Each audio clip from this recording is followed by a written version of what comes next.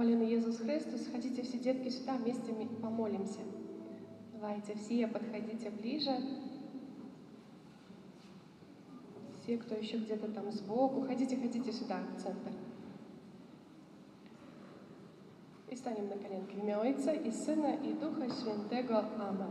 Niechaj będzie pochwalony Przenajświętszy Sakrament, prawdziwe ciało i krew Pana naszego Jezusa Chrystusa, teraz i zawsze i na wieki wieków. Amen. Niechaj będzie pochwalony Przenajświętszy Sakrament, prawdziwe ciało i krew Pana naszego Jezusa Chrystusa, teraz i zawsze i na wieki wieków. Amen. Niechaj będzie pochwalony Przenajświętszy Sakrament, prawdziwe ciało i krew Pana naszego Jezusa Chrystusa, teraz i zawsze i na wieki wieków. Amen. W imię Ojca i Syna i Ducha Świętego. Amen.